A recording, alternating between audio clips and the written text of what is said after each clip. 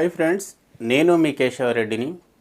ఈరోజు వీడియో ద్వారా మనం నేర్చుకునేటువంటి ముఖ్యమైనటువంటి టాపిక్ ఏంటంటే మహల్వారీ పద్ధతి, మహల్వారీ సిస్టమ్. స్వాతంత్రానికి పూర్వం మన దేశంలో ఉన్నటువంటి భూస్వామ్య పద్ధతులలో ఈ మహల్వారీ పద్ధతి అనేది ఒకటి అని చెప్పుకోవచ్చు. స్వాతంత్రానికి పూర్వం అంటే బ్రిటిష్ పాలనా కాలంలో భూమి శిస్తును వసూలు చేయడానికి, అంటే భూమి యొక్క పన్నును వసూలు చేయడానికి వివిధ భూస్వామ్య పద్ధతులు అనేవి ఉండేవి. ఈ వివిధ అనేక భూస్వామ్య పద్ధతులలో ఈ మహల్వారీ పద్ధతి అనేది ఒకటి అని చెప్పుకోవచ్చు. అయితే ఈ మహల్వారీ పద్ధతిని మొట్టమొదటిసారిగా 1822 సంవత్సరంలో హోల్ట్ మెకేంజ్ అనే వ్యక్తి పరిచయం చేసినప్పటికీ ఒక నిర్దిష్టంగా ఈ మహల్వారీ పద్ధతిని 1833 సంవత్సరంలో విలియం బెంటింగ్ మనకు ఆగ్రా ఔధ్ ప్రాంతాలలో అంటే అవధ్ అనేది అయోధ్య, ప్రస్తుతం మనం ఏమని పిలుస్తున్నాం, అయోధ్య పిలుస్తున్నాం. ఈ అయోధ్య ఎక్కడ ఉన్నది?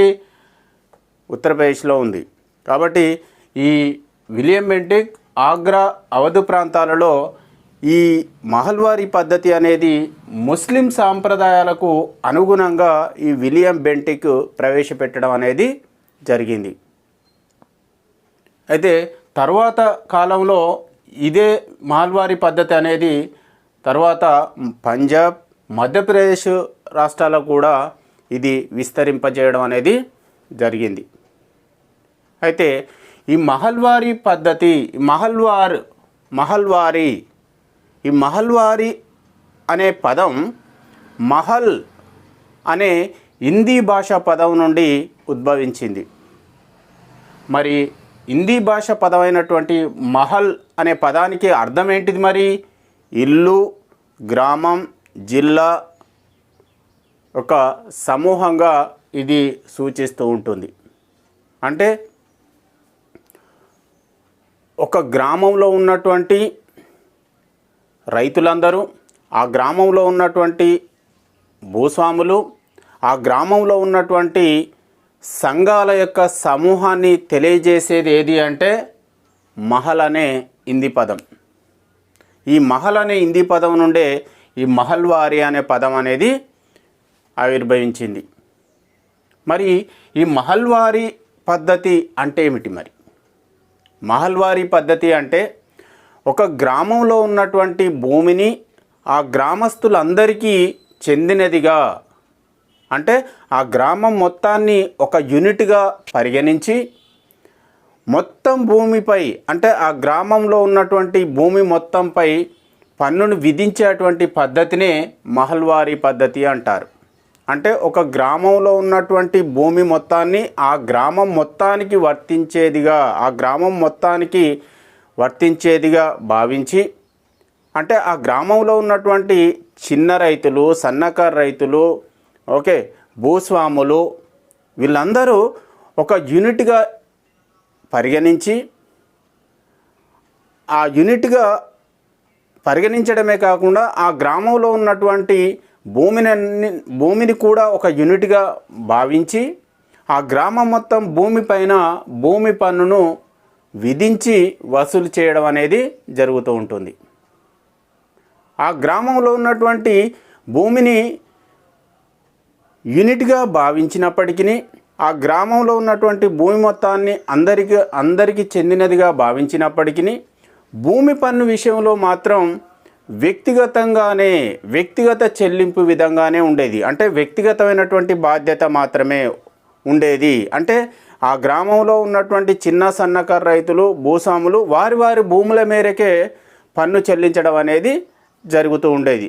కానీ ఉమ్మడిగా మాత్రం వ్యక్తిగతంగా చూస్తే మాత్రం ఆ గ్రామం మొత్తాన్ని ఒక యూనిట్గా తీసుకొని ఆ గ్రామంలో భూమి మొత్తానికి పన్ను విధించి వ్యక్తిగతంగా వారి భూముల మేరకు పన్ను చెల్లించడమే కాకుండా ఈ పద్ధతి కింద ఆ గ్రామం మొత్తానికి వ్యక్తిగత బాధ్యత మరియు ఉమ్మడి బాధ్యతగా ఉంటూనే ఈ పన్నును చెల్లించడం అనేది జరుగుతూ ఉండేది.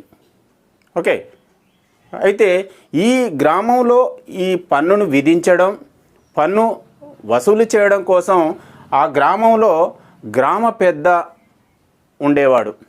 అతడు ఆ గ్రామంలో ఉన్నటువంటి భూమి మొత్తం మీద పన్ను విధించి ఆ పన్నును వసూలు చేసినందుకు అతనికి కొంత కమిషన్ అనేది ఉండేది.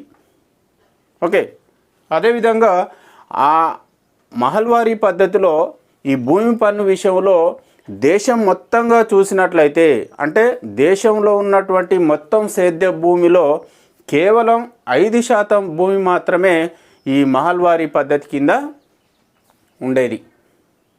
అయితే మనం గతంలో, అంటే దీనికంటే ముందు మన దేశంలో స్వాతంత్రానికి పూర్వం మన దేశంలో అమలు జరిగినటువంటి జమీందారీ పద్ధతి లాగానే ఈ మహల్వారీ పద్ధతిలో కూడా భూమి పన్నును వసూలు చేయడం లక్ష్యంగానే పెట్టుకున్నారు. కానీ రైతుల యొక్క సంక్షేమాన్ని కానీ వ్యవసాయ అభివృద్ధికి కానీ ఎటువంటి సహాయం కానీ ఎటువంటి ప్రోత్సాహం అనేది కల్పించేవారు కాదు.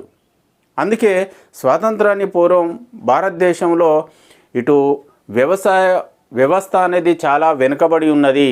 అంటే రైతుల యొక్క సంక్షేమానికి, రైతుల యొక్క అభివృద్ధికి, రైతులకు కావాల్సినటువంటి సహాయాన్ని, ఎటువంటి ప్రోత్సాహాన్ని ఇవ్వకపోవడం వల్ల రైతు యొక్క వ్యవస్థ అనేది దిగజారుతూనే వచ్చిందే కానీ వ్యవసాయ వ్యవస్థ అనేది కుంటుపడుతూనే వచ్చింది. కానీ వ్యవసాయ అభివృద్ధికి ఇటువంటి భూస్వామ్య పద్ధతులు అనేవి ఎటువంటి ప్రోత్సాహాన్ని కల్పించలేదు. కాబట్టి భారత ప్రభుత్వం ఏం చేసిందంటే స్వాతంత్రం వచ్చిన తర్వాత ఈ మహల్వారీ పద్ధతిని కూడా రద్దు చేయడం అనేది జరిగింది.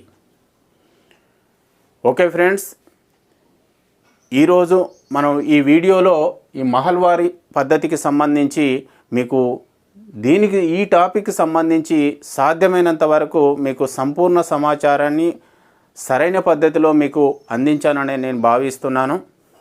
ఇంకా దీనికి ఈ మహల్వారీ పద్ధతికి సంబంధించి ఇంకా ఏదైనా సమాచారం మీ దృష్టిలో ఉన్నట్లయితే నాకు కింది కామెంట్స్ బాక్స్లో కామెంట్స్ రూపంలో అందించండి. నా వీడియో మీకు నచ్చినట్లయితే లైక్ చేయండి, మీ ఫ్రెండ్స్కు షేర్ చేయండి. నా ఛానల్ను ఇంతవరకు సబ్స్క్రైబ్ చేసుకున్నట్లయితే తప్పకుండా ఇప్పుడే సబ్స్క్రైబ్ చేసుకోండి. నేను చేసేటువంటి ప్రతి వీడియో మీకు నోటిఫికేషన్ రూపంలో చేరాలంటే పక్కనే ఉన్నటువంటి బెల్ ఐకాన్ను ప్రెస్ చేసి ఆల్ను ప్రెస్ చేయండి.